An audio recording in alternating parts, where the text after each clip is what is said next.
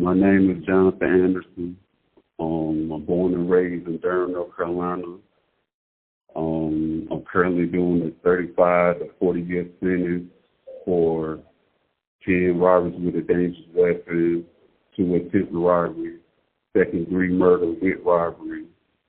I'm currently doing one of my sentences that don't have no evidence on, and my lawyer knew, and me unknowingly plead guilty to it. Gave me more time than I'm supposed to have.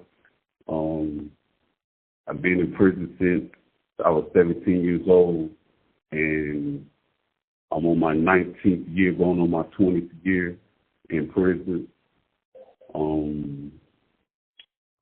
They really short of staff in prison, and they really don't give you too much help in prison. It seems like you got to rehabilitate yourself. I took a lot of education programs since I've been incarcerated. I'm not really the same person I was back in 2006 when all this happened.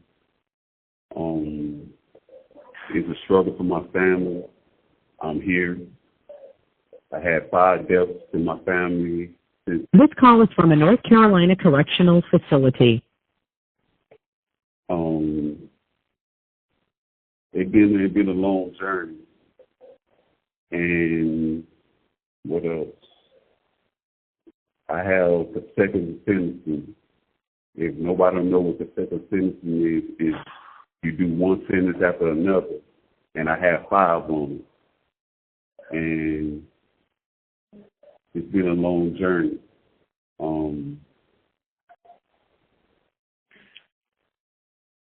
A lot of guys in here have been locked up since they was like 17 years old, 16 years old, and they in prison for like 30, 40 years. This is my first time ever being in prison, period, in my life. It's kind of hard mentally getting visits and, seeing your loved ones struggle with that because they're doing their time with you. And a lot of guys don't understand that the decisions you make in life, it reflects on your family once you've always been there since day one.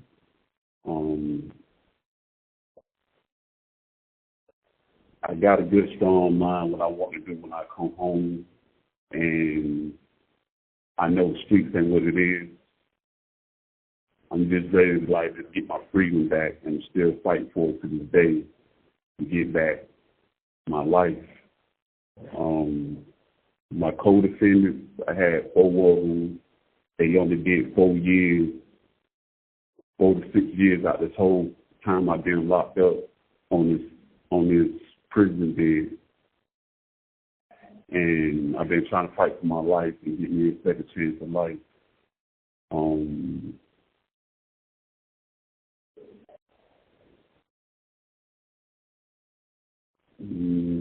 Since I've been incarcerated, my father died in prison. But while he was in prison, he was corresponding, doing letters, and that was kind of like a big blow for me since I've been in prison. Because he'd been in prison since I was like 7 or 8 years old, and to find out he got stabbed to death. And it kind of bothered me because that's all I see in prison. Is guys are not taking their life seriously. They don't understand how precious their life is, what type of things they've done to their life. But also big on trauma. And I did have a little bit of trauma growing up and didn't realize that that's what it was. And I kind of act like rebellious to a lot of things. And I wish I would have listened more. And I probably would have understood more who I was as a person, because that's what I was trying to find myself and hang around with the wrong people who really didn't love me. So my word of advice for people out here is listening to the story. Your life does matter, and somebody does love you.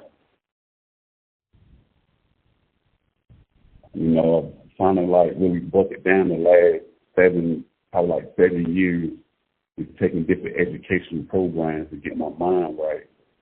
That's all I got in my room, is straight business book down to like real estate, social media marketing, restaurant, food truck books, credit, about credit. Like, my whole mind is like different from a lot of guys in here, you know.